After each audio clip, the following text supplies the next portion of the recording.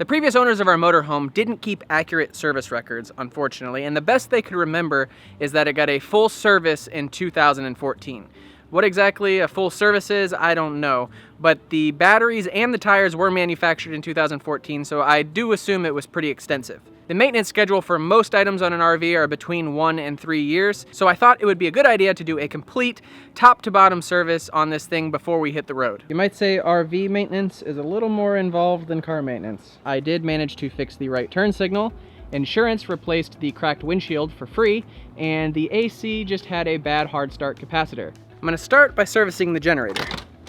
Okay, generator out.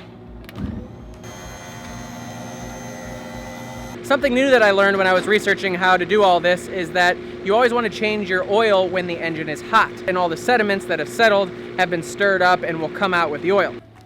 I thought I had medium-sized hands, but it turns out I have large-sized hands.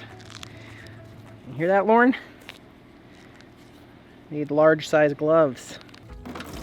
Hot. Might just be a case of fat fingers. Get up in there. Okay, I've got to let the generator cool before I can do any coolant flush. Since my radiator is mounted on the side, it would be difficult to get a belt back there, so instead they power the fan with hydraulic fluid. Pretty cool. 9/16. Look at that. That's what you get when you're working with a professional. Okay.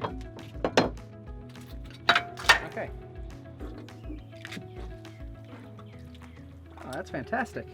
Going to attempt to multitask here a little bit by draining the cooling system in the generator while I'm changing the filters in the hydraulic system, and maybe even squeeze in topping off the water in the batteries while I'm doing all that. My engine holds 6 gallons of oil, meaning even the biggest waste oil containers are not big enough and I'll need to switch halfway through the dump. Instead, I opted to pay 25 bucks for a fancy oil plug with a petcock on it so I could turn on and off the oil flow as I swap out the containers. Last thing to do today is the transmission fluid drain and filter change. But I'm tired of carrying around this camera with greasy fingers, so I'm just gonna do it and then we'll go for a test drive. Okay, I lied. I want to show you one part about the transmission fluid change, which is where it's filled. It's underneath the bed. I was looking all over for the dipstick for the transmission. I Googled it and found out you can lift the bed and have access to the engine. All right, let's go for a little ride. I've got the engine all warmed up. Here we go.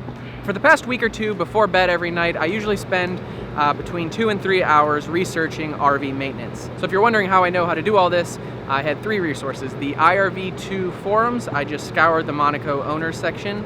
The RV Geeks YouTube channel, I watched all of their videos, or most of their 144 videos. And I called every manufacturer of every system in our RV and talked to technical support to make sure that I was doing things the right way. I would call that a success. All of these systems are working properly, and I learned quite a lot about RV maintenance. So all I have left to do now are the belts, hoses, and radiator flush. But I think we're ready for a little test run. I think next weekend we might go out on a little trip. Thanks for watching, guys. Bye.